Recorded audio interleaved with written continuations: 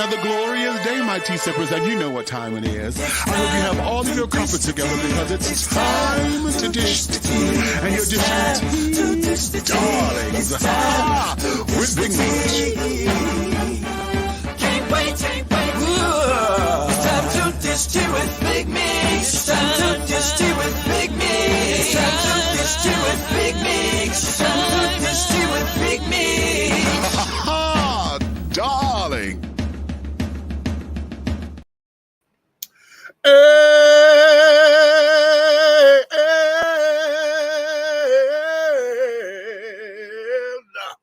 Hello.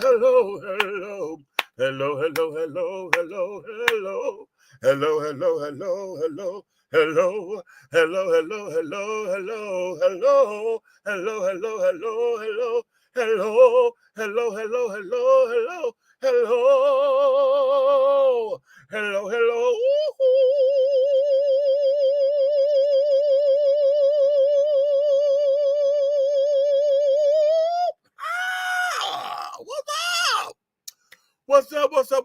Hello there to all of my tea sippers, my crumpet dunkers, my tea brewers, my pot stirrers, my tea leaf readers, and my tea baggers. What's your tea? What is your tea, honey? Honey, it's another glorious day, honey, and I know you have all of your crumpets together. Why? Because you know what time it is, honey. And it's time to dish tea, and you are dishing tea, darlings, with Big Meat. What's up, babies? Listen, we got a lot to cover today, honey. Well, not a lot, honey. We just gonna cover some shit. It's a little old because I wasn't with you guys and carrying on. Last Saturday, y'all know we went to go see the Alvin Ailey dancers, and we had a damn good time down there, honey. Damn good time, okay? And if you didn't see the live, honey, we're going to talk about the live. When I told y'all, they presented us a couple of pieces that were revival pieces, but those particular pieces had not been performed since they were choreographed. So we had one piece that was like 30 years old. We had another piece that was like 20-something years old. Okay. I'm telling you, they were most phenomenal. Okay. But what, 96, that makes that what, 27, 28 years old. So we had a 28-year-old piece and a 30-year-old piece. Okay. I'm telling you the God honest truth, honey. Wait a minute, it said my LinkedIn didn't come. Okay. My LinkedIn didn't do right. Let me go with Miss LinkedIn, honey, because LinkedIn ain't trying to do. Let me make sure we got her in here, honey. We may have to remove her because she ain't acting right. LinkedIn, okay, you know what? You still ain't doing right, girl. They say remove it and then re-add it. Okay, delete it. Okay, remove it. We'll remove it. Oh, child. Okay, you know what? Now, wait a minute. I'm sorry, y'all. This is a technical thing on this end. But it say to add it and remove it or whatever. Now the thing talking about something, LinkedIn does not support removing or deleting a show when it's up and running or whatever. So I don't know what the hell to do at this particular moment, darling. So right now it's just trying to give fever. So that's okay. That's okay. We're just gonna bypass it.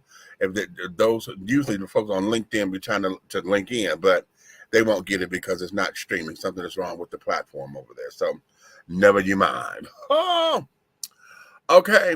But like I was saying, with the pieces, one is called Roy's Joy, and I fell in love with that piece because it was very eclectic.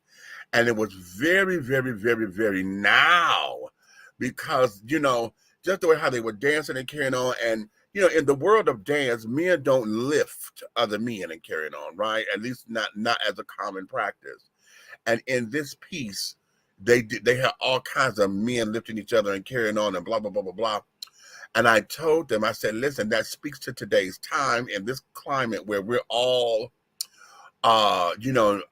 pronouns and being non-binary and being sexually fluid and this, that, and the other. And I thought that piece really spoke to that, and in today's climate, and to know that it was choreographed in 1996, that was right at the beginning, at the head of all of this and carrying on. So, honey, when I tell you that that piece was absolutely brilliant, it was a brilliant piece as far as I was concerned. And honey, yeah, the cheering, honey, the cheering childs, yeah, that was really cute. And then the other piece that they did was called Survivors. That piece made me so emotional because that particular piece was about, it was choreographed by Mr. Ailey himself, okay? And it spoke to the time right at the beginning of the struggle when Nelson Mandela was first incarcerated and was beginning his 27-year incarceration time period. And it spoke to the marriage of how he and Winnie were going through all that particular struggle. And when I tell you the girl who was dancing Winnie Mandela, when I tell you that sister there gave us everything, that there, if you ever get a chance to see those two pieces, Roy's Joy and Survivors from the Alvin Ailey Dance Company, you must do yourself a tremendous solid and enjoy yourself and treat yourself to those lovely pieces. I'm telling you, they were absolutely everything. And then, of course, as with any concert, it's just like being when you go see your favorite artist or whatever, they got their show-stopping tune that they usually close the show with. Patti LaBelle must do Over the Rainbow. Stephanie Mills must do Home. Gladys Knight knows she got to do Midnight Train to Georgia. Okay. Well, the Alvin Ailey Dance Company, no, they have to do Revelations. Okay. And so, darling, they come up there and, they close the show with Revelations, honey. And, oh, God. Every time I see Revelations, it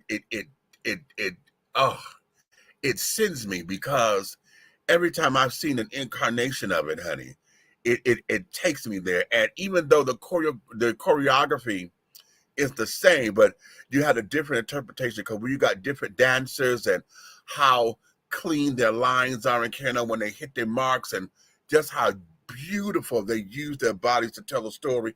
It was one particular dancer, I did not get his name, light-skinned brother, honey, but when I tell you, they told me that he has ballet training, okay? And when I tell you that brother was everything, oh my God, he was such a beautiful specimen to watch on the stage. I tell you, I was so enthralled with how he was able to use his body. And the thing of it is that on the stage, you could see the chisel and carrying on. When I got up on him close and personal, honey, I was like, oh, that was you? Because he had on regular clothes or whatever. And so I didn't get the full dynamic, that he gave us on stage. And I'm telling you, darling, honey, he was absolutely beautiful to watch on stage. Beautiful to watch on stage, child. Then, of course, my little slutty ass, honey, because now we looking at, dancers' bodies. But, I'm an ass and leg man, honey. So, child, when they got all the children had beautiful asses and carrying on, honey, I'm like, oh, this is one particular cat, honey. He was a short little thing, child. But when I tell you that boy wasn't nothing but thighs and ass, oh, that was a delight. That was a complete delight. Oh, but that's why we didn't. I was trying to get to y'all last week. I told y'all we were going to try to come on, right? I said, I'm coming. We're coming on, honey. Let me get home.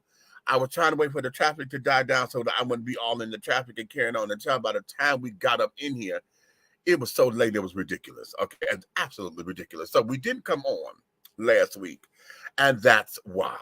Okay, so we're here, and we're going to get into a few things, and I got to come for y'all first. I'm going to come for y'all first, and I'm coming directly to this motherfucking Beehive. Why am I coming for the Beehive? And all of y'all, let me tell y'all something. You know, we're giving people too much power. Now, I love Beyonce. Okay. I love Beyonce and I love her talent and carrying on, honey. I don't necessarily consider myself a part of the BEEHIVE or whatever, but honey, Beyonce is Beyonce, okay? But y'all sitting up here telling us, "Ooh, don't get on that BEEHIVE, honey, because that BEEHIVE will come for you." Bitch, listen, I'm ready. I got Dawn dishwasher liquid or some kind of soap and water and some vinegar to spray the fuck out your asses. Here, I know how to kill a bee. Here, I know how to kill a bee. Here. Now, let me get on y'all because see, this here is absolutely ridiculous. Now, I'm not going to let y'all see this. I'm going to play the audio only. It still may get clocked or whatever, but I'm just going to play the audio because this here, everybody is up on my sister, my little big sister. Now, y'all know Stephanie Mills is my heart. Y'all know I consider her to be the Duchess of Soul, honey. Mama, Miss Patty is the godmother. Aretha is the queen. Gladys is the empress. Stephanie is the motherfucking Duchess of Soul. You understand? The Duchess. Okay, Shaka is the Contessa. Okay, Shaka's the Contessa of Soul. Stephanie is the Duchess. Okay, you understand? Do you understand? Okay, now, this here is what's going on. Okay, my sister said,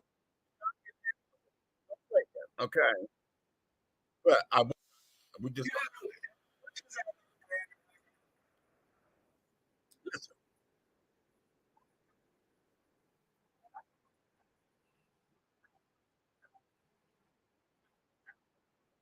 Mm-hmm.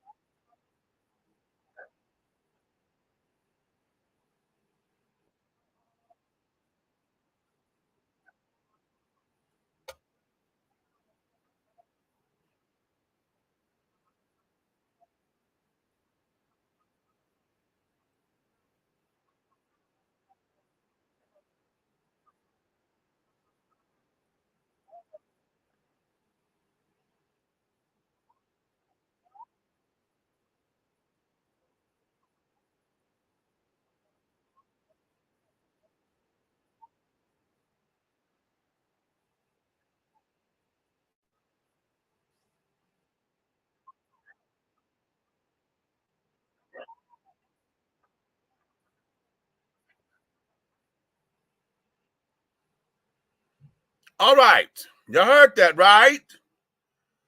Did y'all hear all that? Put in the comments. You heard that, right? You heard all of that. Okay. Let me get on y'all. All of y'all who trying to come for my sister, and y'all sitting there trying to say, "Oh, here she go," trying to hate on Beyonce and this, that, and the other. How dare her say that she ain't R&B and this, that, and the other, blah, blah, blah, blah, blah.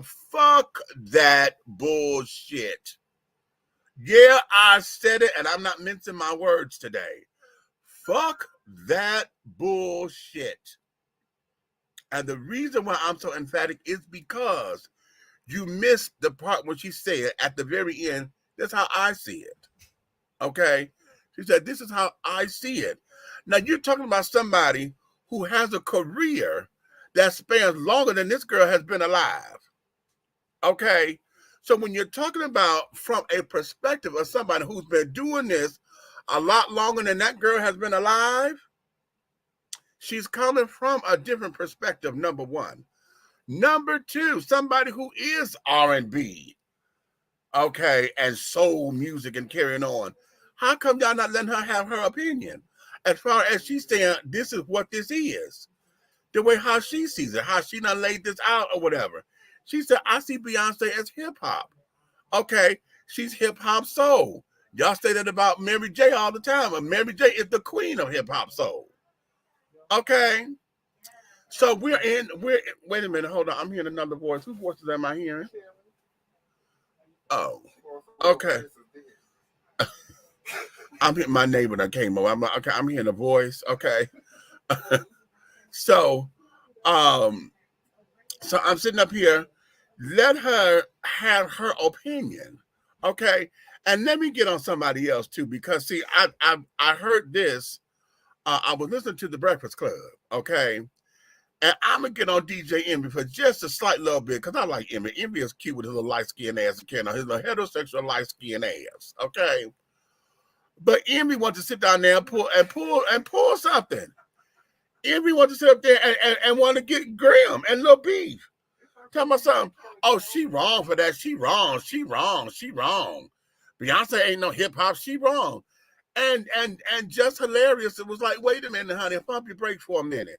You got to hear this from her perspective, because she's been in the business for so long. This is what Just Hilarious said. Diana was someone that Stephanie was yearning to be like. Diana was a status that everybody was trying to get with. You know what I'm saying? She was the helm. Just Hilarious said she's not going to see that kind of thing in Beyonce, because she's not striving to be like Beyonce. It's a generational thing there. You know what I'm saying? So that was her era, and that was her mark or her pinnacle of what in this business, what everybody was striving to be. Okay? Because catch, before Beyonce, there was Whitney Houston. All of the children wanted to sing and be as big and beautiful and classy as Whitney Houston. Okay? Now Whitney has gone. Okay? Beyonce now, who is an amalgamation of people, okay, which is not a bad thing, because in order to be great, you got to study the greats. Michael did it.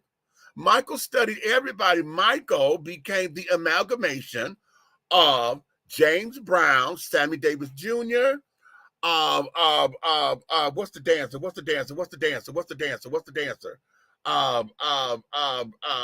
Fred Astaire. Okay. Okay, you saying Little Richard? He got Little Richard. That's more Prince, but okay. All right. But Michael became an amalgamation of the greats of his time, because remember, prior to Michael, Sammy Davis Jr. was the quote, the greatest entertainer. Okay, then Michael came up and bumped him, because Michael studied him and studied all that, and Michael perfected his craft. And to this day, Michael is still deemed to be the greatest entertainer. Okay, now y'all want to debate that Beyonce is, honey. Well, okay, we can have that debate if you want to. I would then say it's generational. Okay, because for those of y'all who know in this time and day, if all y'all know is Beyonce, to go back and to see old clips of Michael and carrying on, number one, you're going to say the technology is faulty, because technology has changed since then. So you're not going to see it from when we saw it, when it was live and it was revolutionary. Okay, so we have two different perspectives. So y'all bitches trying to come from my sister? No, ma'am. I'll spray the shit out y'all. I would spray the shit out of all you bees, bitches. Okay, I'll spray the hell out y'all. Get the fuck up off my sister. Okay, get the fuck up off my sister. Get the fuck up off of her now. You understand? Get the fuck up off of her.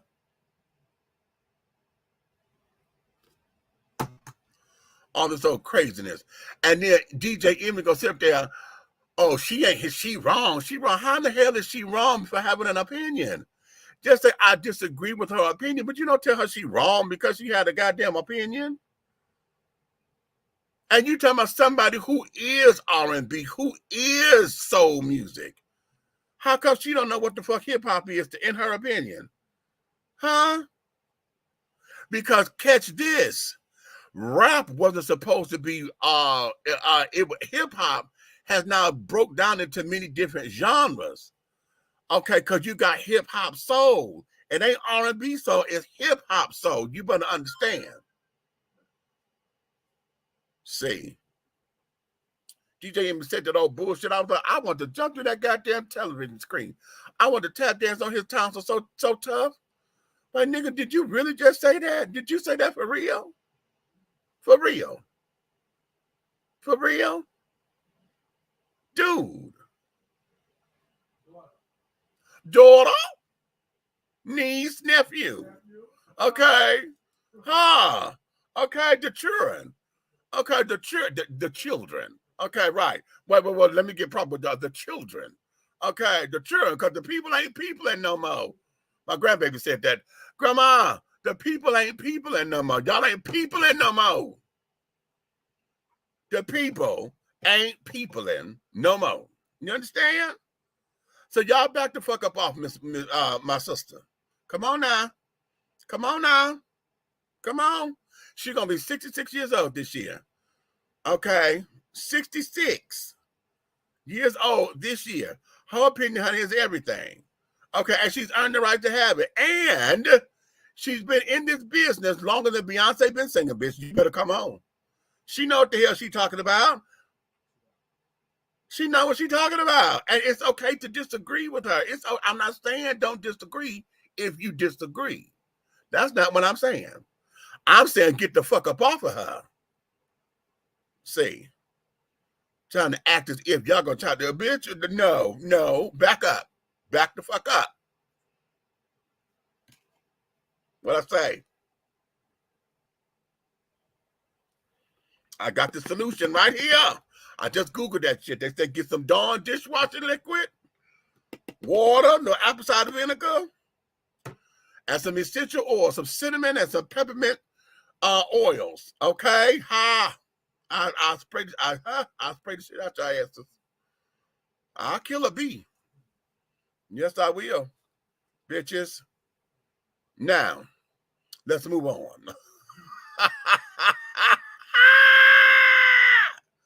Let's move on, shall we? Let me see what's going on. Y'all quiet in these comments. Groove, hey, Groove. You know what? I see that you've been calling me, baby. I have been in meetings and I couldn't take the call. Hey, Big Meats, my funk show is up there on Mixcloud and I paid the premiums.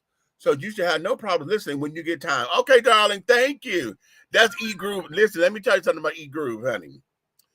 E-Groove, that is a music encyclopedia right there. That girl know her music, you understand? And she's doing her own shows over there on Mixcloud, child. So, yeah. Okay. The Darlene Franklin, darling. Hello there, darling. I love you more. Hey, Pumpkin, thanks for coming in. You better tell that Beehive me you got, listen. They trying to come for Stephanie, honey. You don't come for Stephanie. You know, honey, listen. I feel like Miss Benita, honey. Okay. Miss Benita, honey. You don't come for me. Don't nobody talk about Miss Jenkins. You don't talk about Miss Jenkins. Benita Betrayal. Okay. For those of y'all who don't know, that's from In Living Color. If you don't know that reference. Okay. Hey. Paris Harrison. Hello there, my darling. Okay. Gospel house music extraordinaire. Producer. Okay. Yes, producer, creator, collaborator. Yes. So that there is that. Okay. Get off Miss Stephanie Mills, honey. Get up off of her. Get up off of her. Get the fuck up off of her. And I mean it. Because y'all gonna make me mad. Okay. Y'all gonna piss me off. Okay. And I just heard somebody say, who gives a fuck about pissing you off? Okay, find out. Right. Okay. So now let's go here. Let's go here. Let's go here. I have to weigh in on this because y'all know I have this ongoing thing, honey, and I am. Hey, Worth TV. What's going on? Mrs. Daniels. Mrs. Daniels. Hey there, darling. Okay, well, then leave Stephanie the hell alone, honey. She's from Brooklyn. She ain't worried. You know what? I know she ain't worried, but she know I got her back. She know damn well that I got her back. Okay, she know damn well that I got her back. Okay, listen, that Beehive now, y'all too damn. Why is it that we so sensitive these days? No one can have an opinion anymore without people going through these whole conniptions and carrying on about nothing. And I think what it is that because we are into this social media thing, that a lot of folks got computer courage and they right there in the moment. So it's real time, it's real time. And everybody click, click, click, click, click, click, click. And they feel as though they can get out there because they wanted to be trending and carrying on. But let me tell you something what you did. See, one of the things that I love about it is that y'all put her name in rotation. Okay. Y'all got Stephanie out there in rotation and carrying on. So for those of y'all who don't know who she is, some of y'all who trying to do your homework, we'll do a research and carrying on to find out who she is and this, that, and the other. And that's cute, cool, and lovely. But some of you little lazy ass bitches will sit down there and go through and, just want to jump on the bandwagon simply because somebody said something ignorant or you feel as though they were wrong. And before you even jump in and get into finding out what the truth is or whatever, y'all just jump on the bandwagon. Because y'all didn't even hear the part at the end. Nobody is paying attention at the end when she said, don't get me wrong, honey, Beyonce is wonderful. Okay? She said, but I just think it's two different generations. Nobody is capitalizing on that. Nobody's even saying that she said that because she's right. It's two different generations. And as I said, piggybacking off of what Just Hilarious said on the Breakfast Club, and when she said it, I love this. She says, you have to remember that Diana Ross was her pinnacle, as she was striving to be like Diana Ross at one time, before the glamour and the class and the this and the that. She's not trying to be like Beyonce because that's not her generation.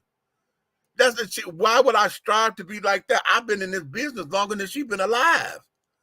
Why am I striving to be like her? If anything, it's the other way around. I got the longevity of a career. Okay? So in that regard, I love Just Hilarious's take on that. Okay?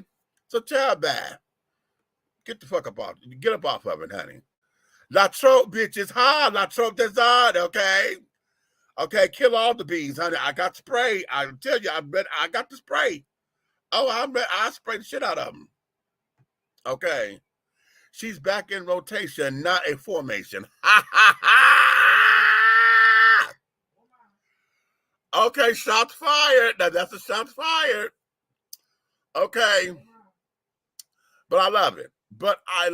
And I love it again, and I love it again. Okay. But yeah, y'all come on up off of that and get real. Get with the program, honey. Get with the program. And then I want, see, I'm trying to let it go, but here's something else that we have to look at too. I want y'all to look at Diana Ross's career. Okay, when we talk about what the differences are, because this is a total different generation. We're talking about Diana Ross, who became the first Black woman to be on the Ed Sullivan Show. Okay, and carrying on to where as Black women and getting into television, Diana Ross was that one. Excuse me. She's that one. She and the Supremes, because there was the three of them. Okay, that broke the waves for the television, honey.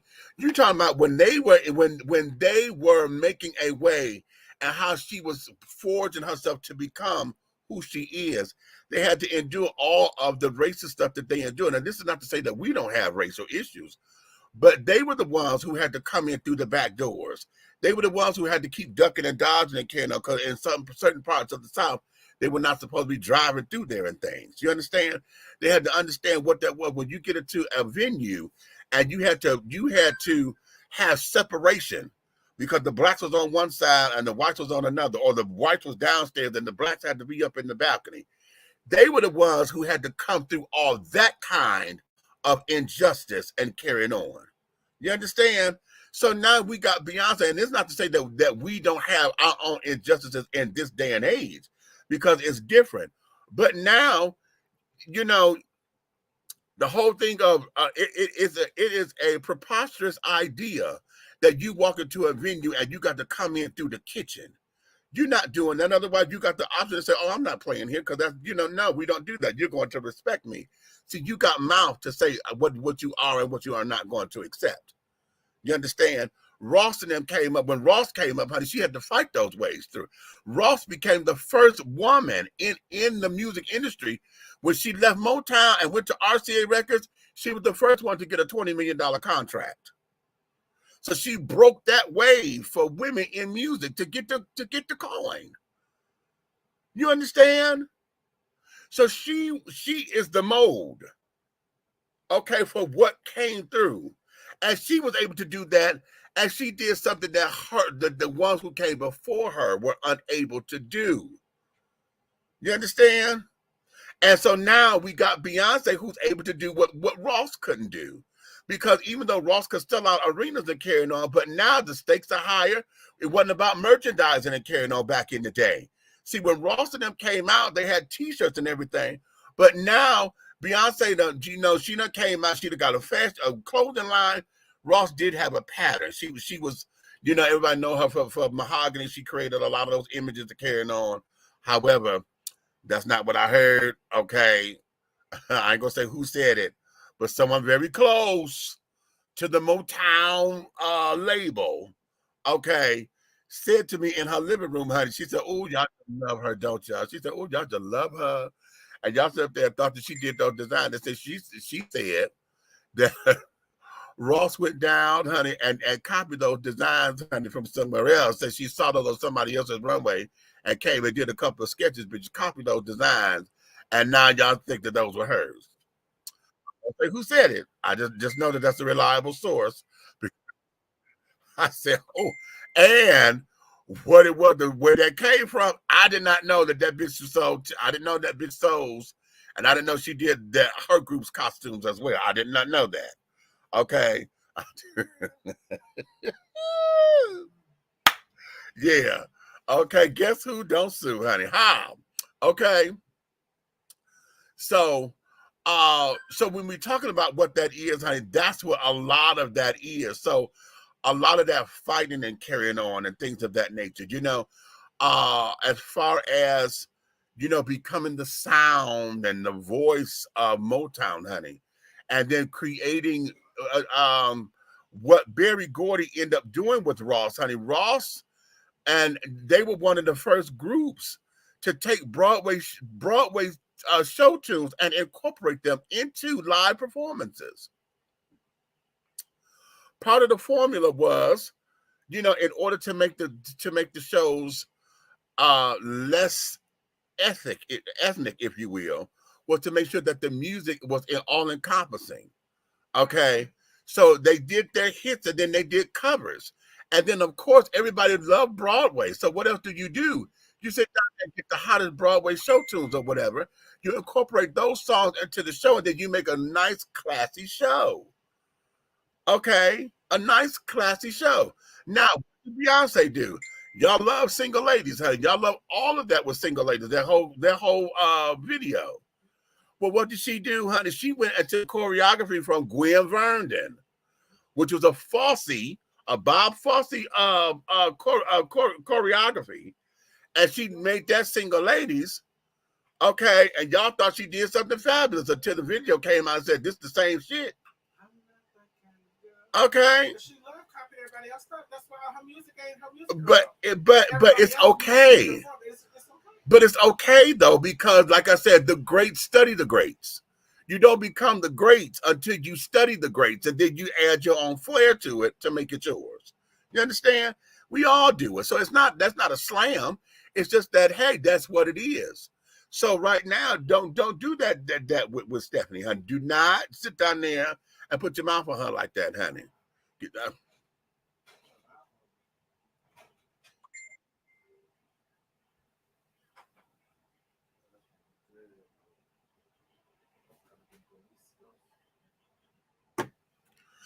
Now, moving on.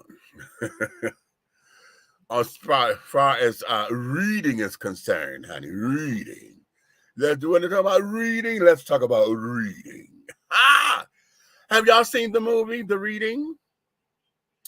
The new Monique movie. Have you seen it? Have you seen it on BET Plus? Have you seen it? The Reading. Okay. I've watched it, and I'm going to say for her first time back, you know, coming back and carrying on, this was probably the perfect role for her. Okay. And I say that respectfully because, okay, I say that respectfully because the character that she played, honey, was a demented bitch, honey, who had issues. Okay.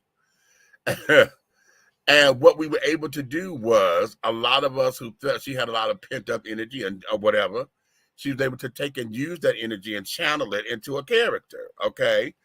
And what a wonderful character it was. Okay. Now, as far as I'm concerned, I give the movie a B- C+. Okay. Overall grade. Okay. And the reason why is because looking at it from a director's eye, there were some things up in there as far as choices and stuff that were made that I was like, okay, y'all could have done this way better in order for this to make some sense. Okay.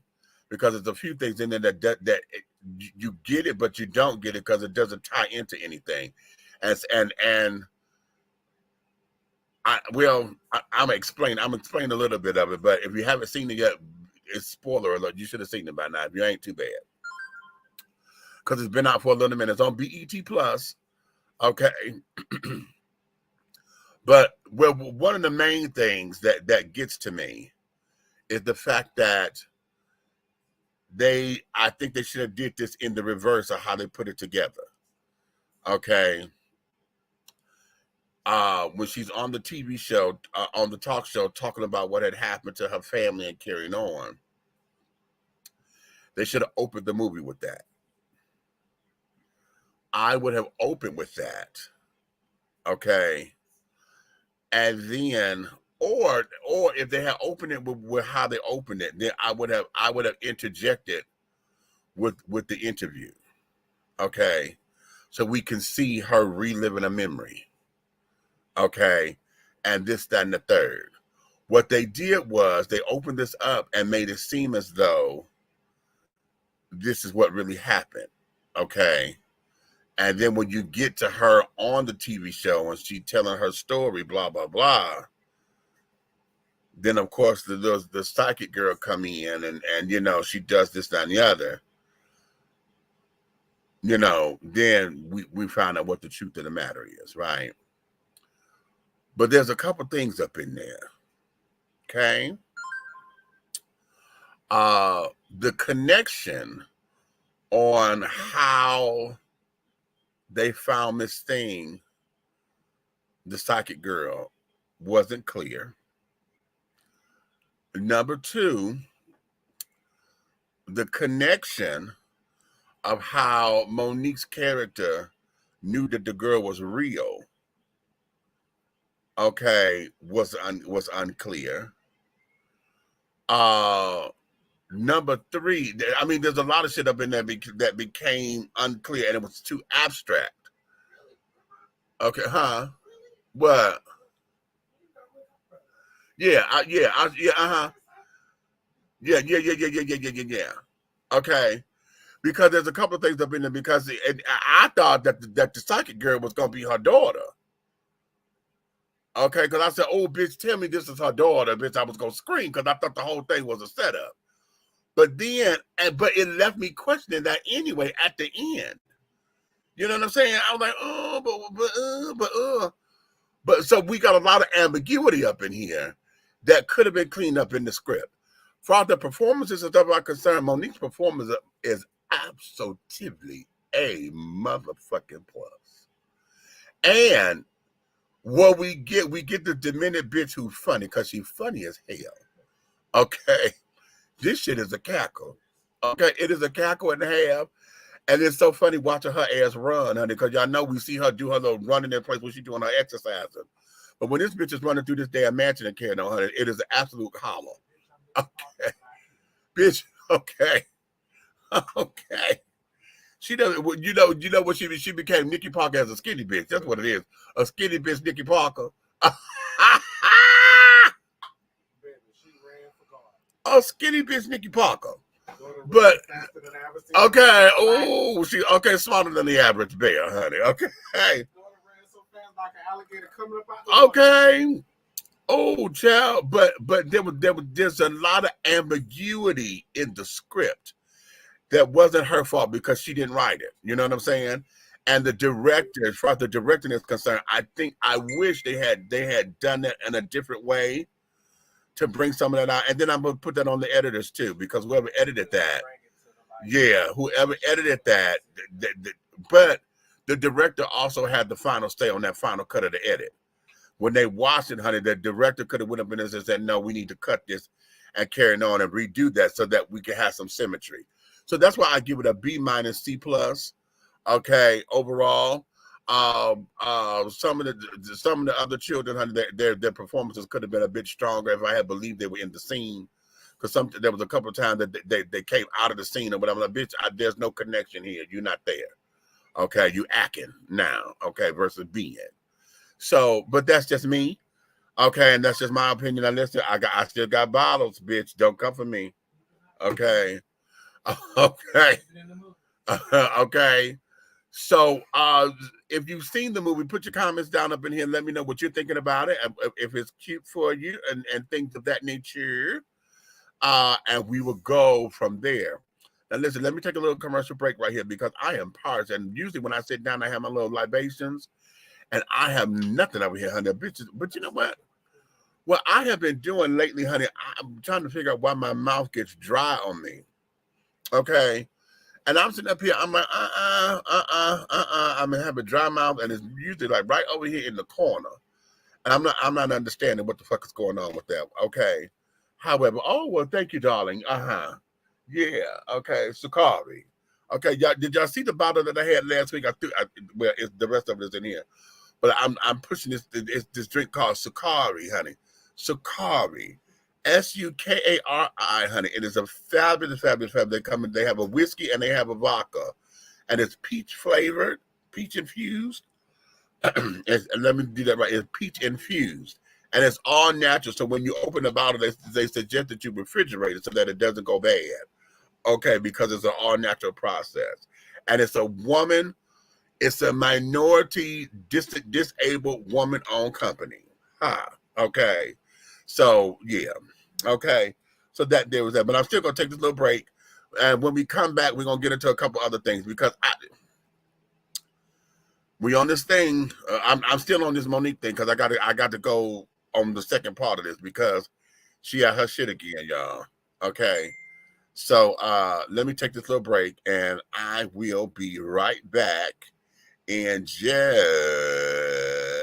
wait a minute. Where are they? And just a few more. Oh, let's do this one. Okay. Let's talk.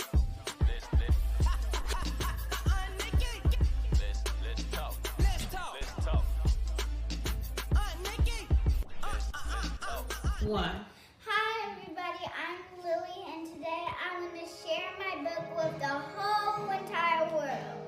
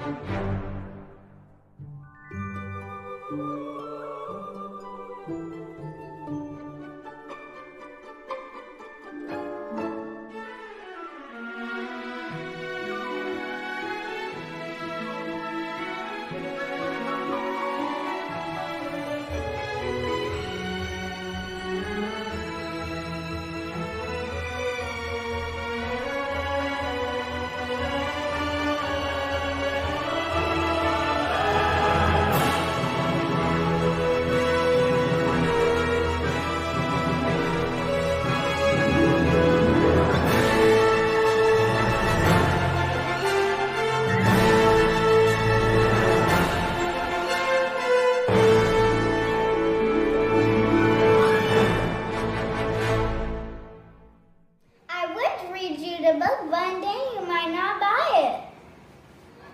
Thanks for going on this adventure to the aquarium with me. Bye. you can buy the book. And make sure you don't forget to like and subscribe and give this video a thumbs up.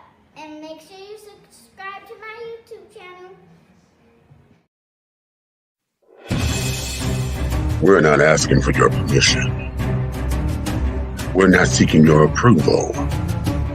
We're claiming what's ours in the name of our ancestors. We are their answered prayers. This is more than a movement. This is a revolution. Black innocence. What are yours today?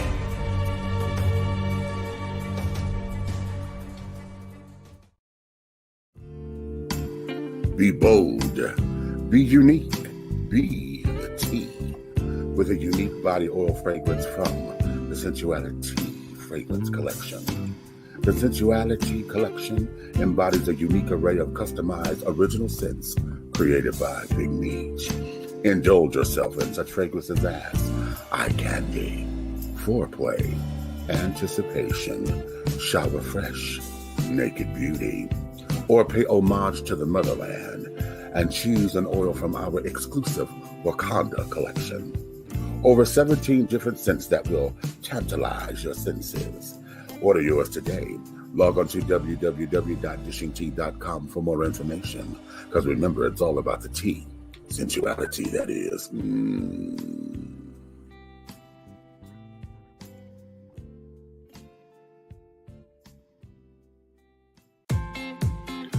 Attention all business owners. Use your advertising dollars here. Looking to reach a more diverse audience for your products and your services? Well, this is the platform for you.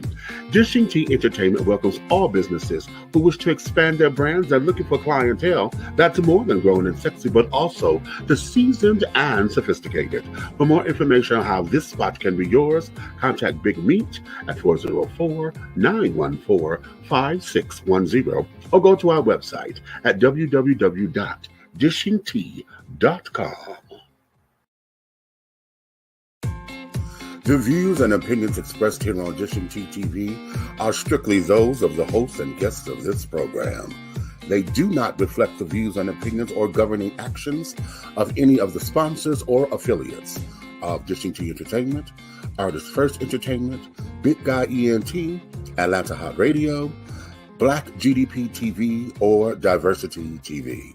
Your viewing and listening discretion is advised. Okay, and we are back, honey. If you're just joining us, honey, you are Dishing Tea with Big Meech.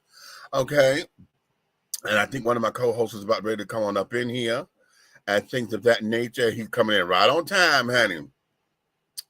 Right on time. Come on up in here, Big Red, or Minister Lavelle Hayes. Okay, whichever moniker he chooses today. What's going on? What's going on? What's going on? What's happening, Big Meech? What's the business today, brother? Well, baby, before you came in, honey, we just had to get that damn beehive together. Oh, really? Yeah, because they were coming from my sister, honey. Who? Stephanie. Really? Yeah, they were coming for Stephanie, honey, because they did not like the fact that she did a Vlad interview just recently, and the interviewer was asking her comparing Diana Ross to Beyonce, and she said there's no comparison. You can't compare the two.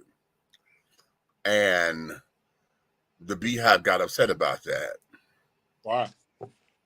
Right. They got upset because she said she feels that Beyonce is hip hop. And, you know, she said, when I think of Diana Ross, you know, she's class, she's elegance, and this, that, and the other. She was someone who I wanted to be like, you know, and the children got upset. Even DJ Envy got mad about that. He was like, well, for her to say that, that means that Beyonce not classy. That's not what she said. And everybody kept saying, that ain't what she said. Well, that's what she meant. No, that's what you want to hear. You want to start some stuff. You want to start some shit. That ain't what the hell she said. That's not what she said. Okay, and then you did not hear the fact that she said, well, I think, you know, don't get me wrong, she's wonderful. But it's two different generations. Y'all bypassed all that. Y'all didn't hear her say that. Mm-hmm. zooming in on bullshit. So we talked about that, and now I said you on time. Okay. Right. Okay. Because I was just talking about the reading with Monique. Did you watch that yet? Yeah. Yeah. Okay, so we're talking about that, but we want to get into, because I called today's show, she's added one more again, y'all. That's the name I'd say. She added one more damn again. And the question becomes, is she right? Is she right for being added? Because Sherry Shepherd and Kim Whitley we're making a comparison and was talking about the movie and carrying on. But what it was, wait a minute, let me see if I can play this. I'm just gonna play audio if I can play it. Because everybody been trying to come from me on this shit, and copyright shit. So I don't want to get no copyright thing. Wait a minute.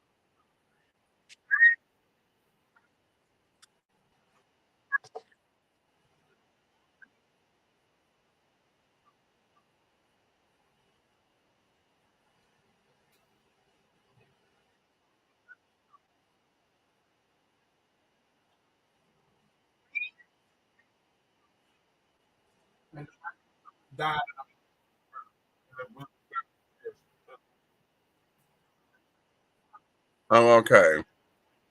Okay, so it's starting to repeat right there, right? Now y'all heard that. Y'all heard what Sherry Shepherd had to say, right? So this is what Monique's retort to this, okay?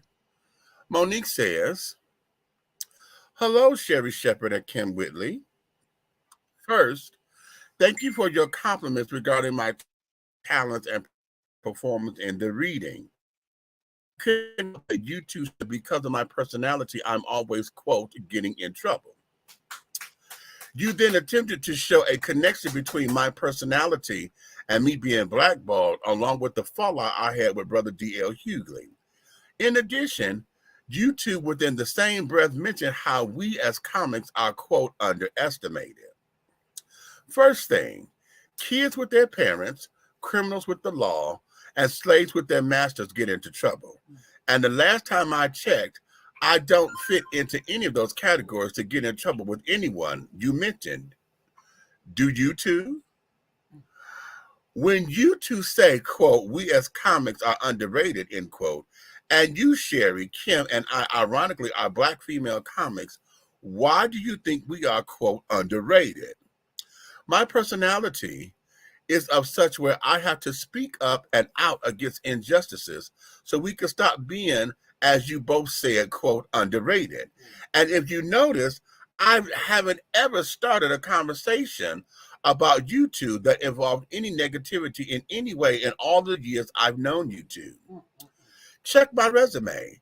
I don't go knocking on anyone's door saying things I can't substantiate. But some people have a problem with me because when they knock on my door with BS, I answer. Anytime the team of you, two sisters, would like to speak with the team of my husband and I, we welcome it. Thank you to again for the compliments, though backhanded. And please know, regardless, I still love you two to life, sisters. I love us for real. Okay. Okay, so that's okay, now we talk about the reading. The reading. Okay? She just read them. Read the shit out there, right? That was the reading right there. That's the read. Is that the reading? Is that the reading? Because right, because that's the read. Okay. After that, there should be nothing else said. But I am gonna say something. Because see, this is where I am with it. Because I'm like, okay, bitch, wait a minute, here your ass go yet again. Because, girl, whether you dislike the fact that they compared your personality, bitch, you in the headlines because why? Your motherfucking mouth. Okay? Point blank, period. Whether you're right or wrong, whether you're sticking up for a cause or whatever it is, you in the headlines because of your motherfucking mouth. Okay? Now, they gave you your flowers, and they're like, okay, you know what? Wait a minute. You know, right. And so now you felt the need to have to go and clap back because they said something. The bitch, they giving you props about the movie. And then the comments, see, again, here goes this computer courage shit, okay? Because the bitches in the comments, everywhere was posted, I know that's right, girl. You know, fuck them because how come they just couldn't comment the movie with all that backhand shit and all this other extra stuff? Bitch, stop. Stop, stop, and stop again. Because, like they say, and y'all heard me say, for her to come back, this is your first movie back since all this old bullshit. Okay, and you being blackballed. This is your first movie back, and you playing crazy ass bitch. Okay, psychobabble bitch. Okay, what they labeled you as. Boom. So you said this to say what, girl? All that clapback. See, if you wanted to die down, Mo, listen, girl. If you wanted to die down, bitch, you the one that's aggravating the shit. Because if you say you up here and you love us for real, why is it that you felt the need to want to clap back on something that could have just went up under the radar, girl? Because you could have said, you know what, I'm gonna let y'all have that. Because they're talking about the movie, bitch. They trying to get folks to go watch the movie. But you sat to clap back, and because the movie is the reading, now you got to read, okay, and then still trying to now, because now what it sounds like to me is that you want camera time because you're like, okay, whenever y'all want to talk to me and my husband, you keep saying that to everybody who you end up throwing that shade at. Well, if y'all want to talk, maybe my husband and I are welcome to sit down and talk. My husband and I are welcome to sit down and talk. Why is it that I got to talk to you and your husband? Bitch, it's your mouth. I'm not hearing him no more anymore. See, in the beginning, it was the both of y'all. Now, bitch, it's you. If you tired of it, which we all are, shut the fuck up. Bam. Take the accolades, honey. Listen, this time, this didn't even have to go there, but I know what it is. I know what it is. I know what it is. You know what? Can I say something? Go ahead. I see where you're coming from with this, Meech. Yeah. But I always have to have this part when it comes to the industry of film. I have to always play this part right here. All right. Give it to me. We don't know the behind the closed doors shade, what side it comes from back and forth. Mm-hmm. Because for someone, you know how it is, for someone to be ignited off of a comment like that, a comment that was I'm gonna say a floral comment because you were being granted your flowers. Right. You were being to the point where somebody was telling you in so many words, take a bow in their own way of delivering. Mm-hmm. But in order to be ignited from simplicity, the flame was already there from something else. And that's where I'm going. Because that's why I'm saying I know what this is. Because see, she was hurt by Kim. So she had beef with Kim because right in the middle of all of this, Kim made a joke, like Oprah's like God, and and you sitting up there going against God and blah blah blah blah blah, and she took offense to that. And okay, so that comment, the new comment for the reading, that came from the God comment. Exactly, and that's exactly, and that's this is why, and I'm gonna say this until she go get some therapy. Monique is brilliant, but I really believe that the trauma that all these last 10 years have caused her, she really and truly needs to go and sit down with someone professional and to dissect all of this. And she and Oprah need to have a one-on-one, no cameras, none of this, make it pop, you know, so that it could go viral and all that bullshit. I need for those two sisters to sit down so they could call each other bitches and hoes and motherfuckers and carrying on to each other's face. And she needs to tell Oprah, how hurt she was that she felt betrayed by her. Okay? Because a lot of what she's going through stems from, and when I clocked that, it stems from when her brother was on the Oprah show, and Oprah, they brought her parents on there. And Mo felt like she was blindsided, and they were like, how in the hell you don't know that they were coming? You said that, you know, y'all didn't call me, you didn't tell me nothing, because I could have shut that down. The thing was, Oprah called her and said, your brother want to come on the show. I won't do it if you're not down with it, right? And so then, you know, they went through, but then when the show was going and carrying on, they got her parents to come on. She claims that she said that Oprah told her, girl, I didn't know they were coming. And so now they got their asses in a bunch because she was like, how the hell you don't know? You're the executive producer. I executive produced my show, and we did 300 episodes, and I knew every guest that come on because they had to come by my desk. But I'm like, bitch, you knew. Of course you know everything that come on because you knew to the executive production. This is a whole team. This bitch been doing it for 20-some odd years before you got in the thing. When she green-lighted and got the producer, that's why she got a shit full of producers who put the show together. They got to do 4 or 5 shows a day. She don't know what all she said, do it, let's get it done. Okay? All she know is I got to get my outfits and stuff together, blah, blah, blah. I know what's going on. Well, you know, she don't do cue cards. So when I'm coming down, honey, boom, okay, I know. Oh.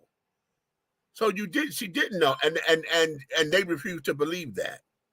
So she's been hurt, and she's been betrayed by someone who she saw as a hero, because her story about Oprah is when she first met Oprah back when she was an anchor woman in Baltimore.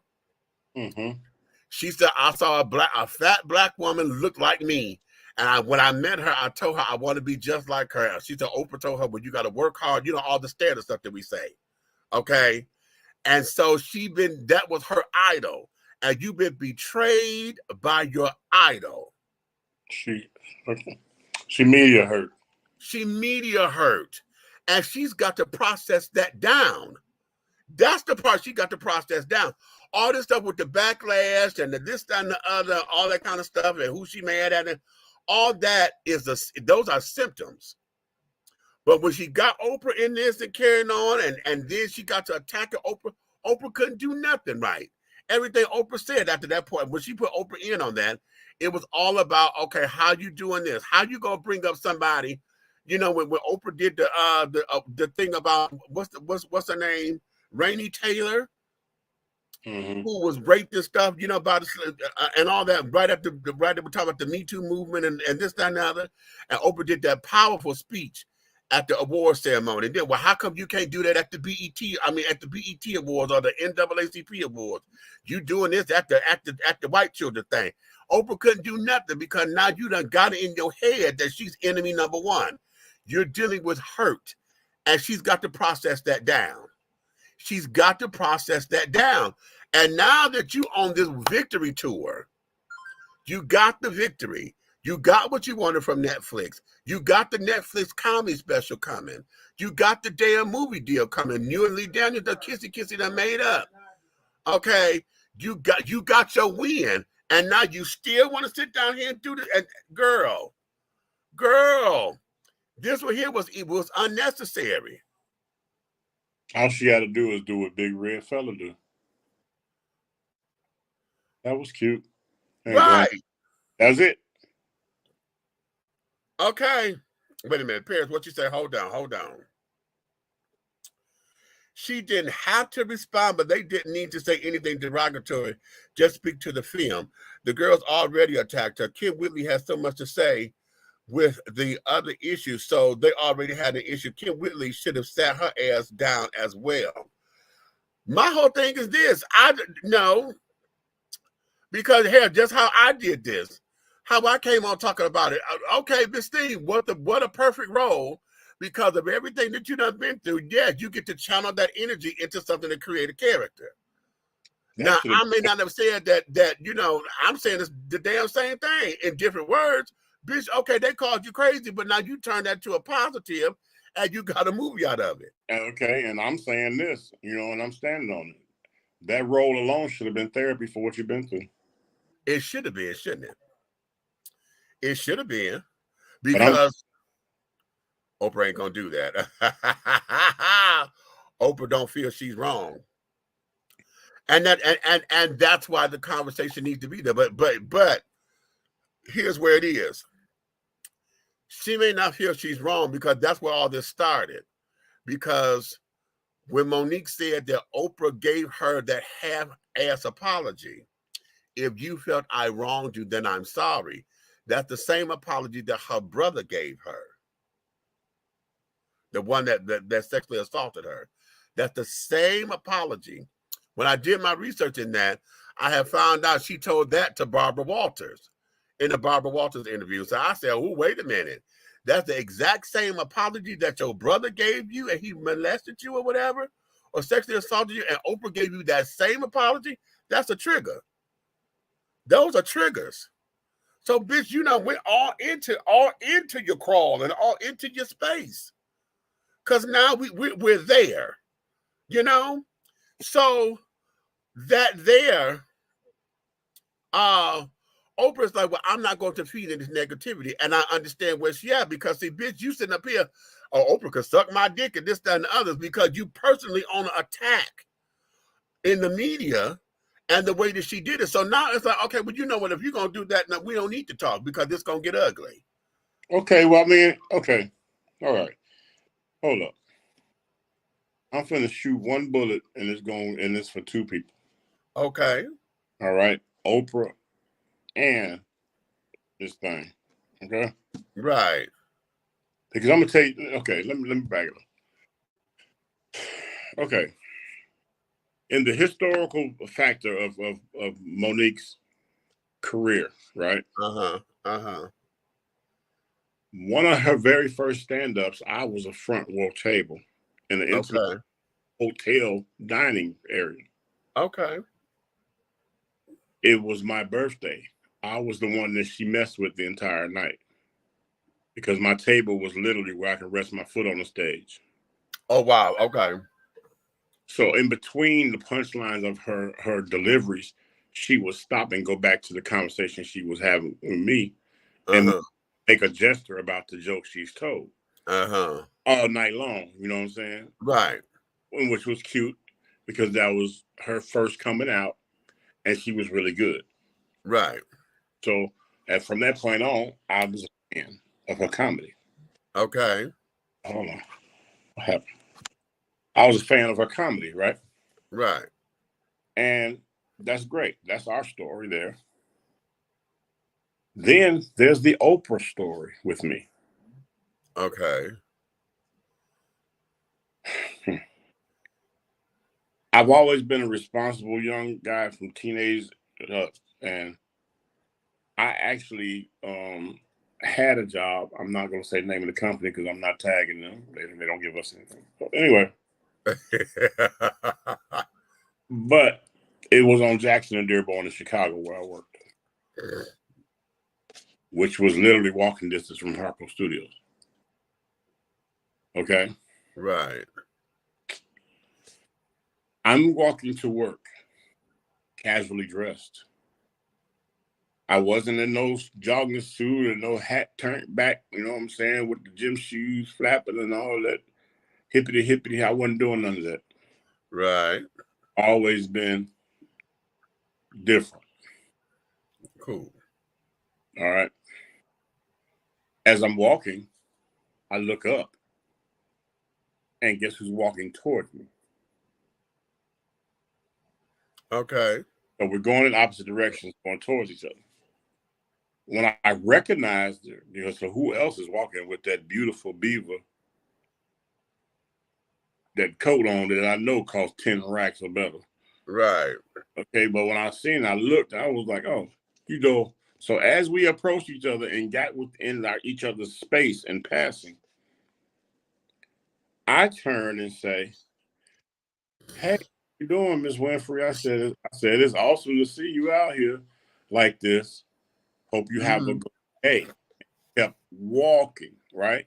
Well, in the midst of my statement, she took a step away from me, cringed her purse up, turned her shoulder like I was going to do something to her, and doggone dropped her head and walked and sped up and walked away.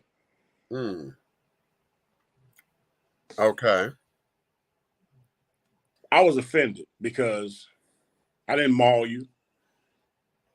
I didn't chase you, attack you. I spoke in passing, and I was a total gentleman about it. Okay. But you treated me like I had on a black Scully and a jogging suit with some Timberlands or something on and a mask. You gave me the white woman with a purse in the downtown area passing a black man. Wow. Okay. It was devastating for me because if I spoke to her like that at such an early age, that means I was an early age fan, and she was one of the ones that was giving me the green light to get the media degree that I have today. You see things in your life that lead you up to where you want to go in direction because they're making examples of what can be. Right.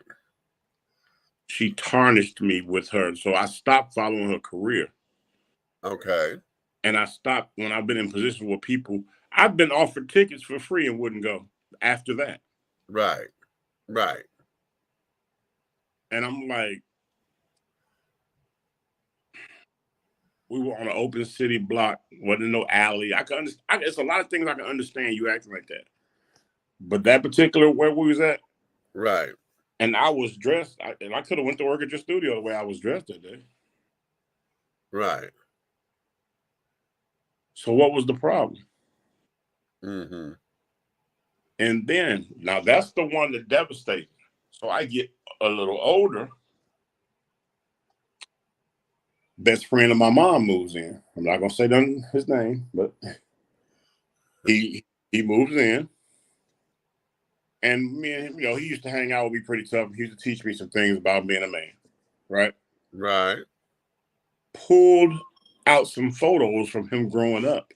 He said, "I'm going to show you something that, it hurts my heart." You know what I'm saying? This man was struggling, you know what I'm saying? But he was a truck driver, and he got back on the road. He was getting back on his feet. You know what I'm saying? He was trying to make it happen for himself, right? This man pulls out pictures from his childhood. He's sitting in the front yard of their grandmother's in them house, right? And guess who he's sitting there playing in the yard with as little kids? Who? Oh. Huh? His first cousin. Oh, shut up.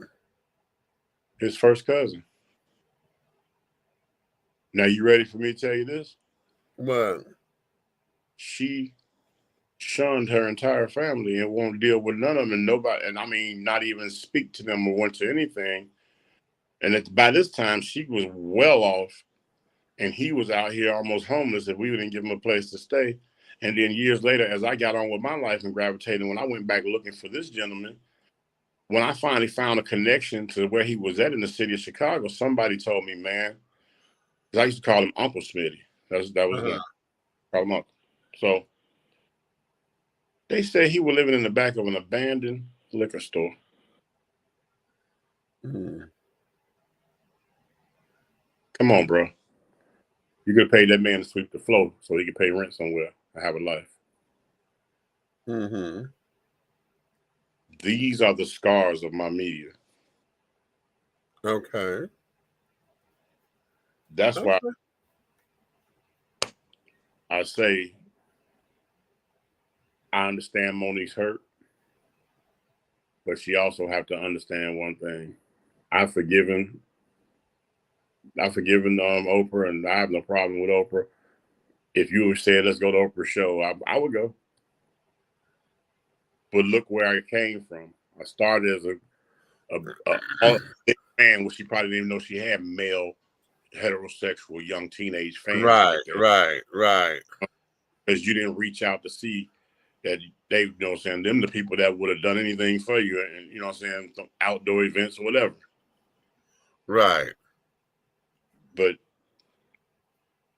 again, the stuff that I know, it troubled me for a long time. But again, I have to once I've learned stuff and you got me, pushed me, you know, I ran a little bit, and you know, I got to where I'm at now. But I got love for her. You know what I'm saying? And it's cool, but she has to humble herself.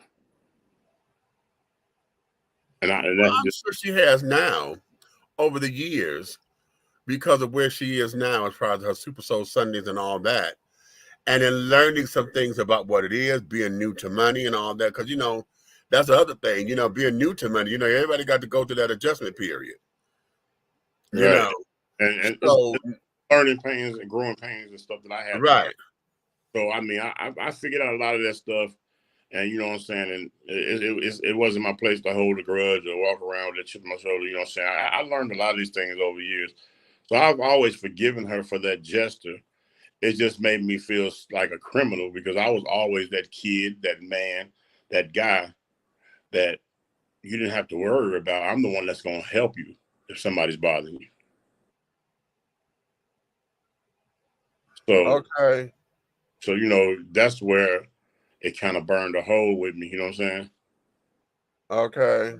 But I had to heal based on, like you just said, things new to money. You know what I'm saying? You know, I don't know how many people have probably came at her sideways, you know what I'm saying, publicly at that time. So, right. Again, I have no qualms with her, but that Monique, I saw where you started from. I saw where you plundered to, and I see where you came back to. You might want to bow down. My whole thing is she's on the upswing of this thing. And yeah. now that she got her win, now that, you know, everybody who was Team Monique from the start to say, okay, job about, you know, and neck rolling and high-fiving and this, that, and the other, okay, in her favor, this thing ride the wave. Because that's low-hanging fruit right there. That was low-hanging fruit. That was low-hanging fruit. Oh, I'm telling you right now, if anybody know that rug can be snatched from under your feet, it's her. So she need to wake up. Miss Thing, that was low-hanging fruit. Girl, I'm going to let y'all have that. She needs, got to be, right now, somebody needs to put a bug in her and tell her, you cracked all the jokes about big girls and this and that, and you know, big girls and this and this. It's time for you to stand on it. Well, you know what? I've said this a long time ago. She's still a big girl, but she's not as big as she used to be. Looking at other big girls, because I know when I lost all my weight and carried on, and I'm still considered that I'm 285, but bitch, you ain't nowhere near 450. Right. And everybody looked at me like, okay, yeah, you ain't no big guy no more. And so you became the skinny bitch that you've been talking about all this time. Skinny bitches need to be destroyed. You became that. You know, and so now we got to find that happy medium so that it makes sense. But if you still go dangle at the low-hanging fruit, girl, if you go dangle at the low-hanging fruit, Miss Thing, then that means this is going to be ongoing, because now it's not even going to be about the talent anymore. Every major interview now is going to be, well, look at it. You come back from the back, you know, from the black ball. How does it, you know, it's going to always be that. And so now that's going to be a trigger, because now you're going to have to keep explaining. This thing, no. But she had a chance to doggone throw up a smoke screen and never be asked those questions. Yes. And she blew it. Yeah. They finna run with that. I'm telling you. Yes. Hello. I'm running with it. I'm like, girl. They gonna take that lemon and they gonna make lemonade for everybody. I promise you. Okay. Oh well. Whew. I don't know, bro. Some people had these blessings, and some people had these double blessings, and they still don't get it. Well, Paris said, "What? Oprah is a $2 bill." But you know what? What a limited circulation? Because they were $2 bills are real, honey. They just in limited circulation. And also, you know, when I was a kid, I was also told that $2 bills was the sign of Black economic power. And when we, you know, we used to do that as kids. We used to always have $2 bills everywhere. And it just seemed like right when we started to do it, they took them out of circulation. They sure did. Kind of weird because I think up to the age 16, I had got a $2 bill from 1 to 16 from my aunt every year. Yep, yeah, yep. That and half dollars. Oh yeah, I had uncles that used to give me the $half, the $4, the $half. Yeah. Yeah, we had all of them. 50-cent pieces. Yeah, oh, child, we used to live for those. Matter of fact, when I moved down here in 04, let me see, was it 04 when I was living there? So it had to be like, by the time by 06, somebody owed me some money and paid me in a bank bag full of $half and 50-cent pieces. Right. A bank bag full. Yeah. And I looked at it and I was like, it better be enough. And when I put it out there, when I poured it out, it was $1,100. They only owed me $7. Right. See? Lovely. Oh, lovely. They was doing that because they heard I was crazy back then. They were like, let me hurry up, pay him. Okay. Well, that's enough on Monique, honey. Mo. But if y'all have not seen the movie, honey, I'm telling you, go watch it. Go watch it so you can have something to talk about, honey. I'm telling y'all, it is. She did a thing. It's a hoot. But like I say, my grade is still a B- C+. She did a thing. Talent wise, she keep you on your toes in the movie. Right. Okay. But let's go here because this just came across my desk just today. I love usually when I get ready to do the show, y'all, I know where I want to go. But then as I'm doing research and everything, something comes across my desk, and I just happen to be watching Comedy Central. Mm-hmm. Not Comedy Central. What's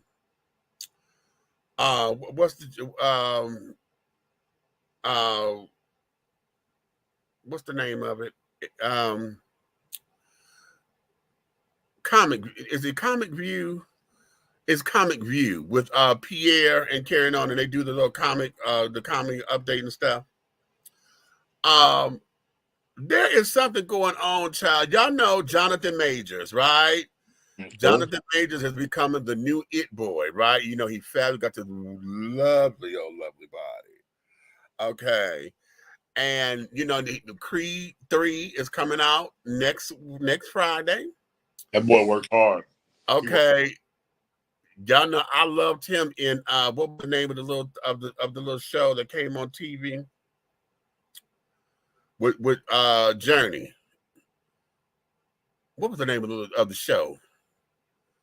Journey Smollett was in it, and I can't think of the name of the show right now. Y'all know with the sci-fi kind of thing. I loved him in that. And carrying on. Well, what is going on is that he did the photo shoot for Ebony magazine. Okay. Right. Have y'all seen the pictures? Wait a minute, let me pull them up. Lord have mercy, you sung it. Okay. When you sung it, I already know probably what they look like. Yeah. Okay.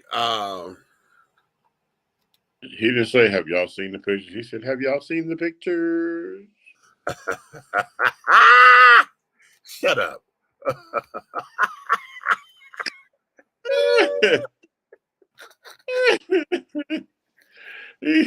I can't stand you. I cannot. I will not. You understand? I will not. I will not. You understand? Hey, he sung that, y'all. Y'all seen the picture? I stand you. Wait a minute. Okay, we go. Let me hit share the screen.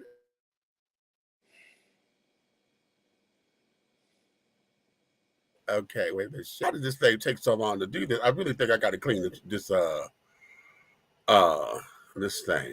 Defrag it. All right, can y'all see my screen? All right.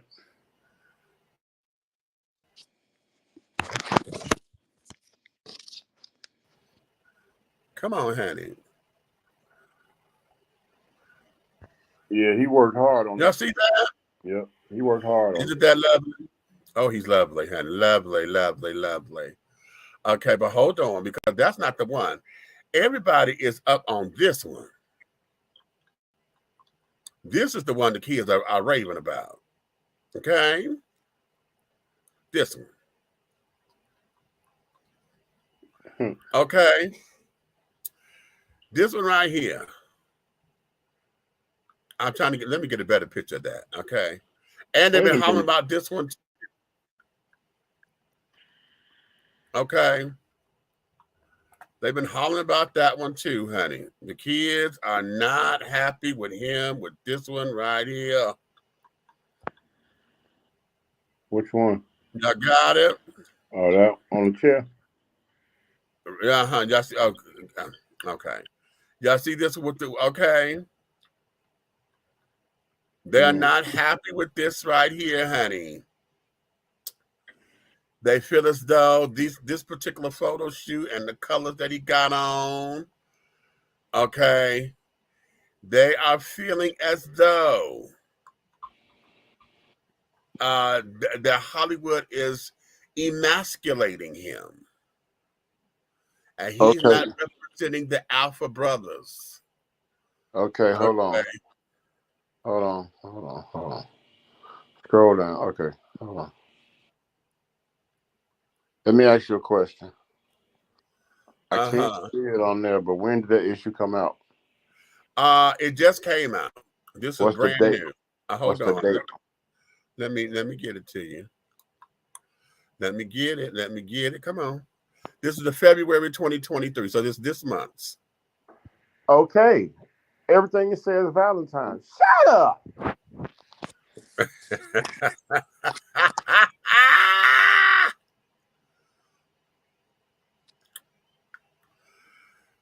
Yes, honey. But this one here, with this coat, made me feel like Little Richard. Shut up. Okay. It's February. Everything reeks of those photos, those shades of color blending. Everything reeks of Valentine's. Will y'all wake up, please? Right. Come on, bro. Lord have mercy. Let me read this from the Huffington Post. Because, like I said, this one here with Rihanna, y'all see this one on the cover of Vogue?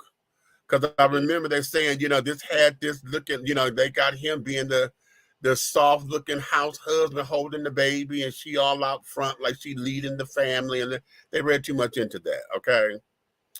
Okay. But, how about showing that you are a strong leader and you are being a father parent? That says everything. Instead of the woman hugging the baby or being pregnant, hauling the baby, what about the man to his child? Okay. You have to bond with your child just like the women do. Listen. This is Huffington Post, dated for a couple of days ago, the 22nd of February. Another week, another round of Rihanna going viral for all the wrong reasons.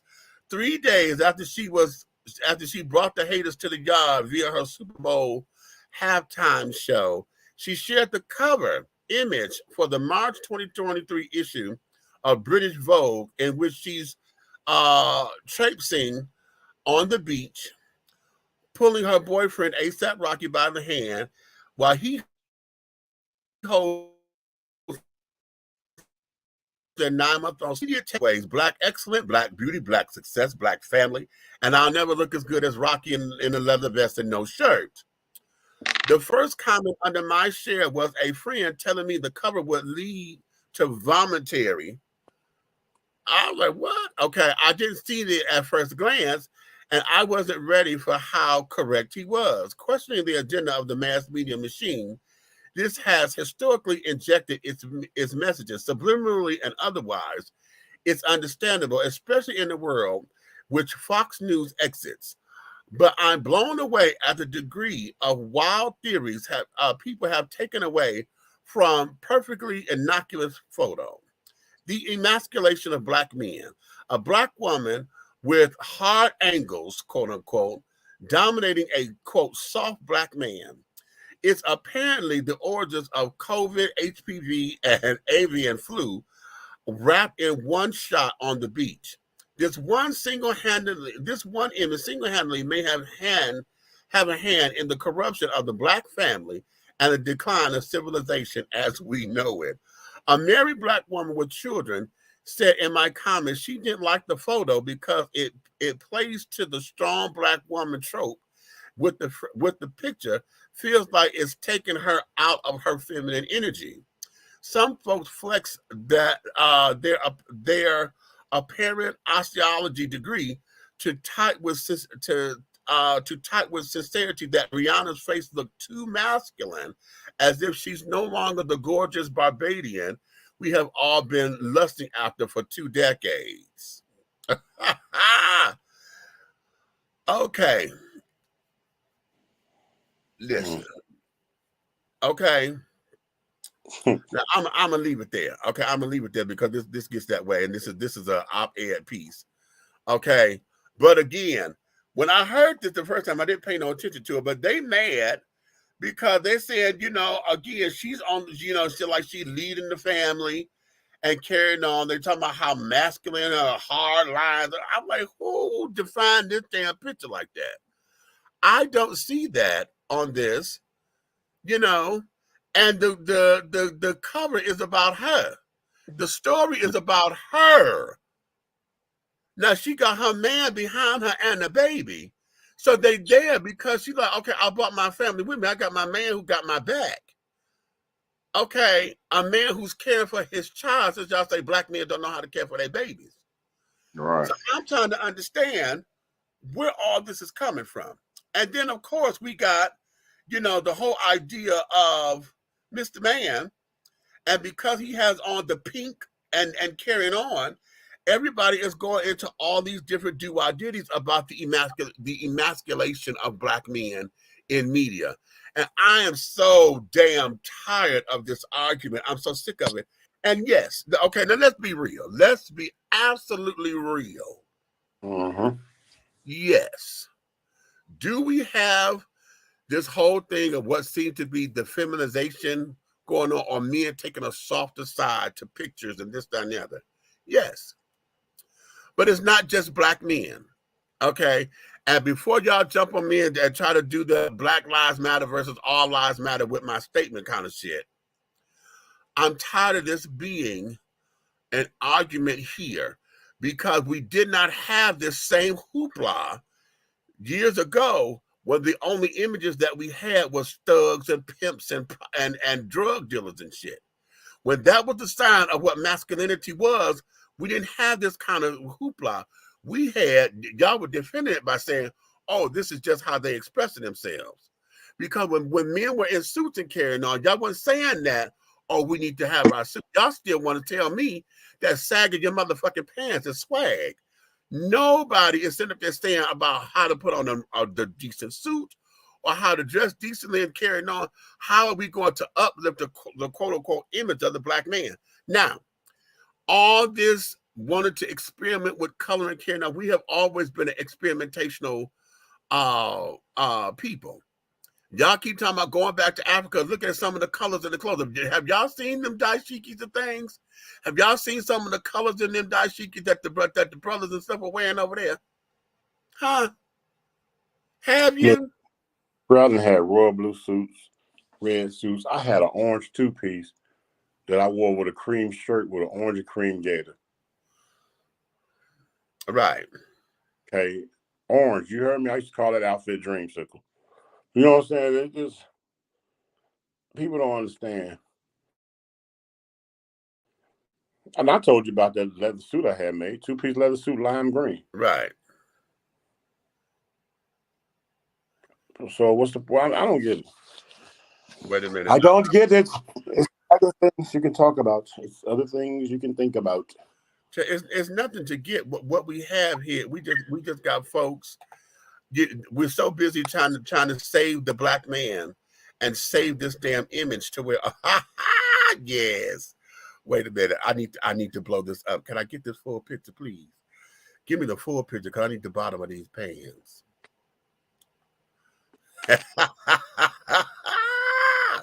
Wait a minute. Damn it. Oh, I need this picture. Now, one of the #1 designers in men's clothing out of Harlem, he dressed with colors and he's so eclectic in the cuts that he wear today. Right. You subject to see him with a window pane bell bottom on that got mink around the cuff. Okay.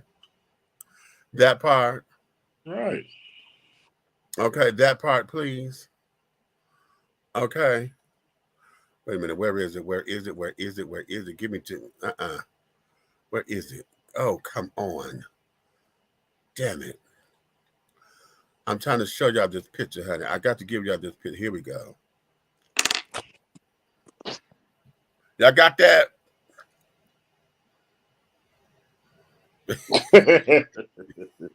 Y'all got that? You play too much. Y'all got that? You play too much.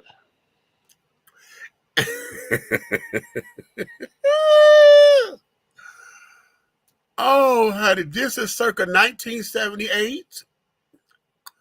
This is high fashion menswear.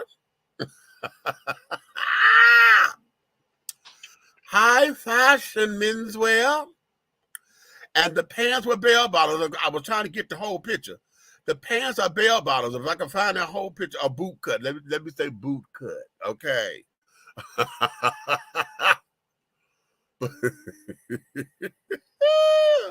They're not gonna ever let this picture down, honey. They can't. It's immortalized.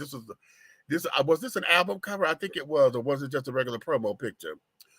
But this here's the Isley Brothers' children.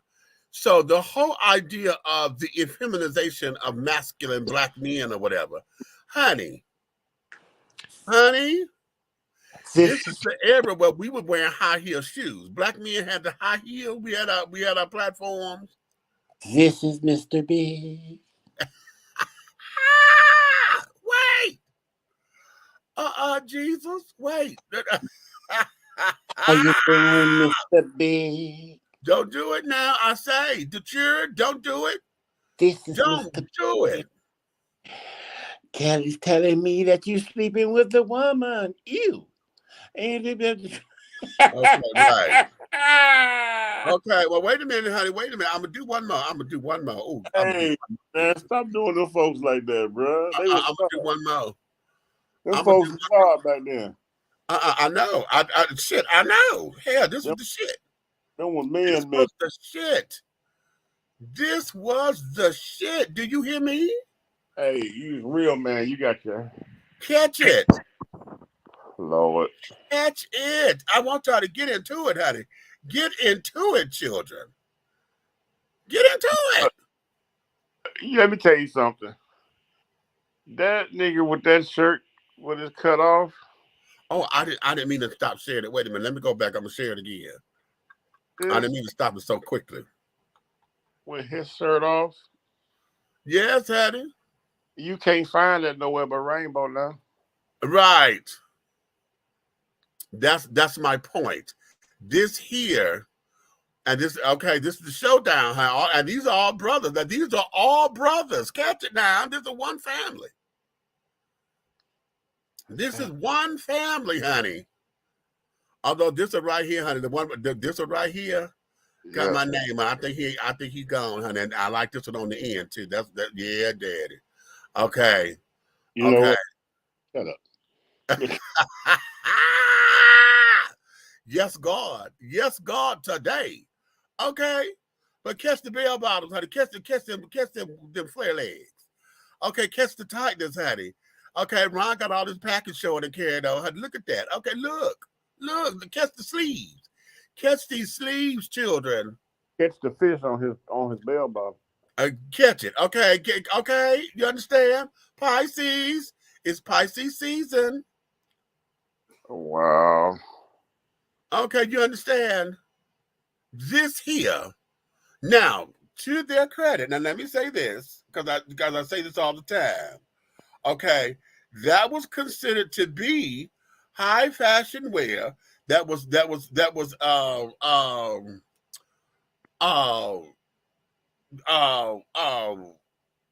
show wear. You know, that was stars. That there was costume.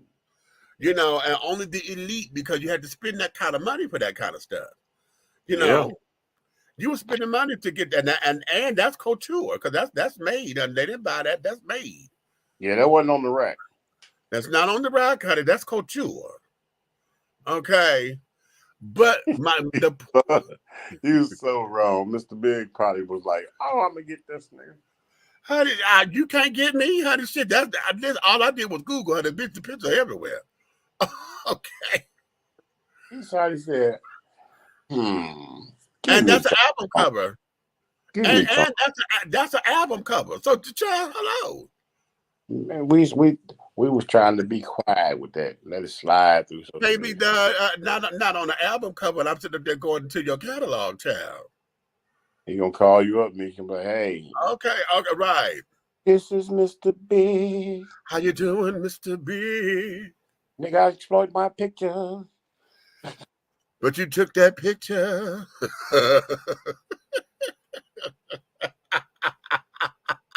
Because I'm cheesing with it, don't mean you got to be pleasing with it. I can be pleasing with it because you was cheesing with it, honey. Ha! I'm going to let you have your turn. Okay. Whatever, it's your dime. Okay. Me and my brothers had big perms. I'm going to let that be. I'm going to let that be. Okay. Wait a minute, Michael, what you say? Michael said, wait a minute, hand on the hip and everything. You don't understand? You understand? Hand on that hip, bitch. Because he was posing. Y'all leave it alone, bro. Because he was posing, Hattie. Okay, look, the definition. Let's talk. The definition of masculinity in the 1970s and the definition of masculinity as it progressed from the 90s forward is a whole lot different. Why did I leave the 80s out, Meech? Say that one more time. I said the definition of masculinity in the 70s was different. Yeah. And the change of masculinity moving forward was in the 90s. I said, why did I leave out the 80s? Because the 80s became the metrosexual. 80s was leggings and biker pants. Yeah. That was the metrosexual, yeah. I'm a pony. Yeah, right. It was, yeah. Yeah. And I tell people all the time, the stuff that you find in the women's boutique used to be men's clothes. But you know what? Catch it. You know, if we look at the history of women's clothes, period, high heels were not women's shoes in the beginning. High heels were men's shoes when they were first created. Hey, makeup was not created for women. Makeup was created for men.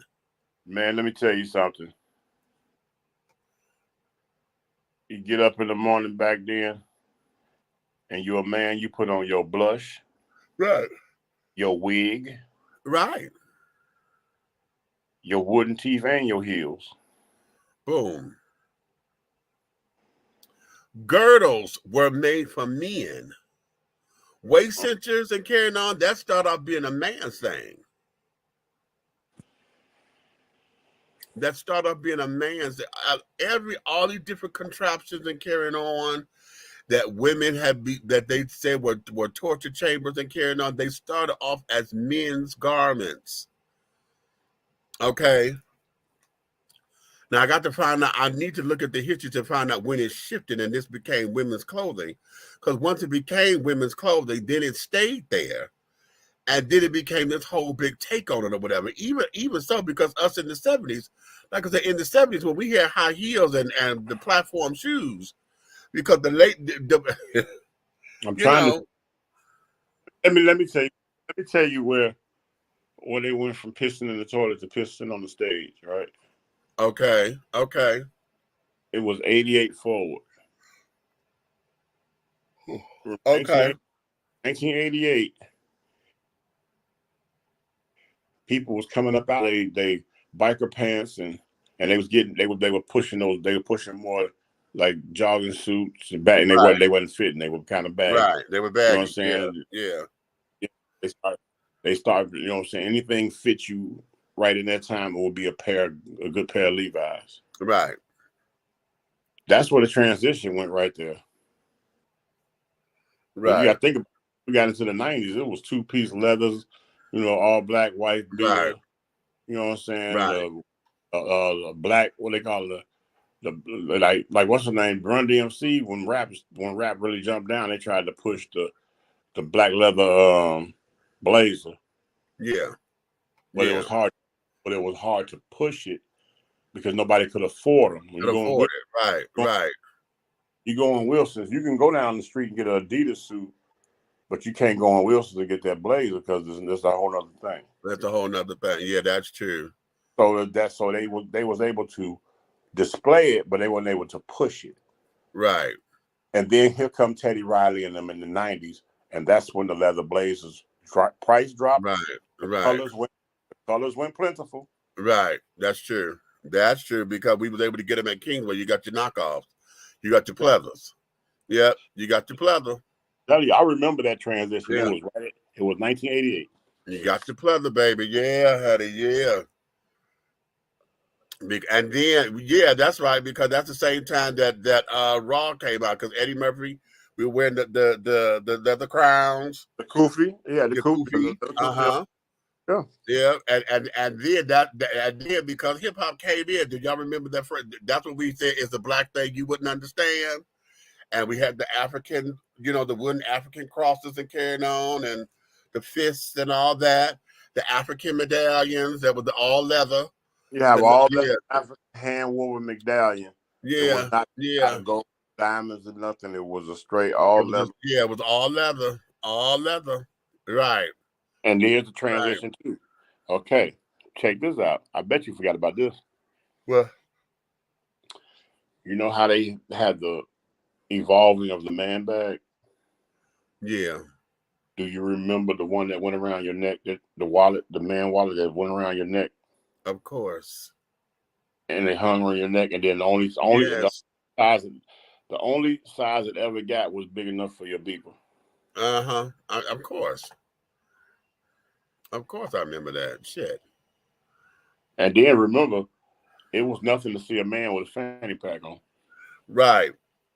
Because they were made for men. Now, okay. If you see a nigga with a fanny pack on, it's a man bag with a waist clip. He never gonna say the word back. And it's gonna be something leather rugged, you know what I'm saying? Right.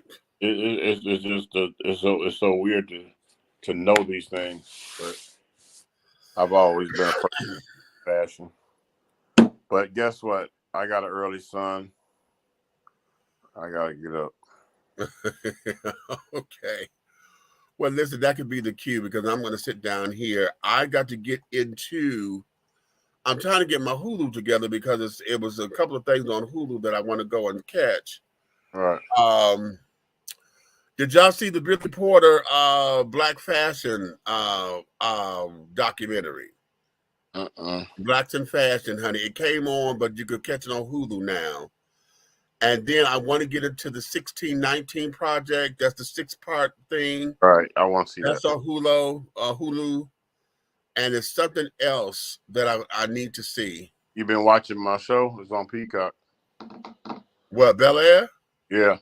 Oh, you damn right. How did y'all see they brought the ad? Did y'all see they brought Ashley, the original Ashley? Okay. They brought Ashley. Yes, honey. Spoiler alert. If you ain't seen it, I'm sorry. Okay. But yeah, child, you know, this is going to be a damn good season, honey. Oh, This yeah. is going to be a damn good season. I've been waiting forever for this show to come back. Hey, you know what I need? What? I need a quick trailer. I need a quick trailer, just like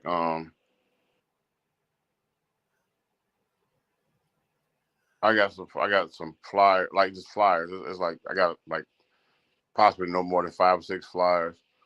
I need a quick trailer with the music on it that I can post everywhere. Okay.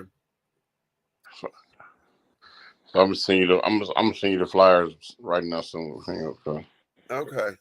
Well, cool beans. Well, you know what? Let's let the people go ahead on and get into your Friday evening.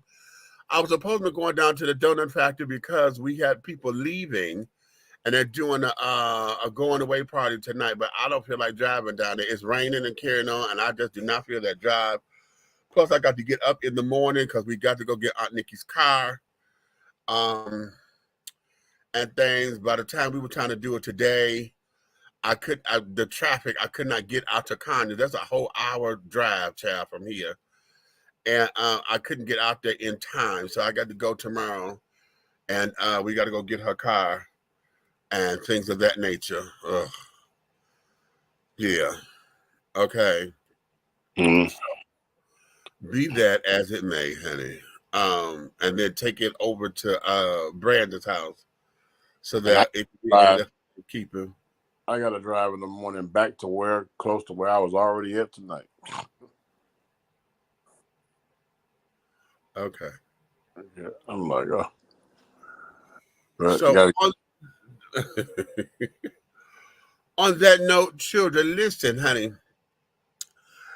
Oh, you may finish all of your crumpets, my darling, because the tea has been dished, and you've been dishing tea, darlings, with Big Meats, honey. If you love us like you say you do, honey, tell all of your friends, honey, to come on in to like, subscribe, and to share. Okay? But if you hate us, didn't like what I said, if you the beehive and want to come from me, bitch, I still got my solution.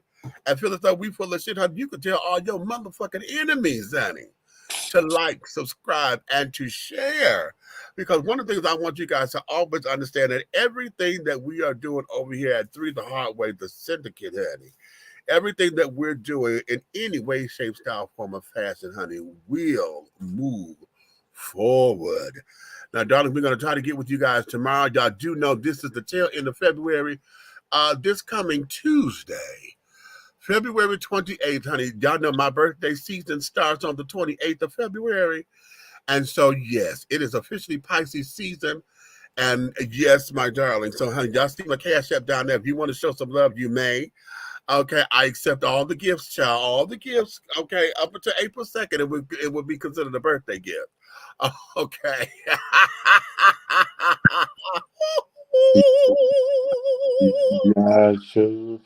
baby. Okay. So on that note, honey, and then y'all know next week Saturday is my birthday. We're not going to be here. We're going to be somewhere else, honey, because we got something. I'm gonna make that announcement tomorrow or sometime on doing maybe a Big Meats moment or you see a promo. Because College Park Skyhawks are having a game, so I'll be at the game, and then Suede will be doing something as well. So I got to give y'all the information so y'all come on out and bring gifts and carrying on. Okay, y'all know my new drink of choice, honey, is that Sukari. So if y'all want to bring me a bottle, you can. Okay, not that I won't drink it in front of you like that, honey, because I got to drive. But okay, we can stack my bomb. But In any event, honey, that's what it is. So we'll keep you guys posted, okay? So on that note, my loves, thank you for joining us. Thank you for being here. On behalf of Aunt Nikki, honey, who's still up in Philly trying to get her thing together. She's trying to get back down here to the A and join us and be with us and carrying on that. Got her schedule all over the place. Okay. Oh, I need to go to her. And remember this, when you find yourself with nothing to do, love somebody. Oh. Song say, honey, if you can't be with the one you love, honey, love the one you're with. Okay. Absolutely. So, on that note, my darlings.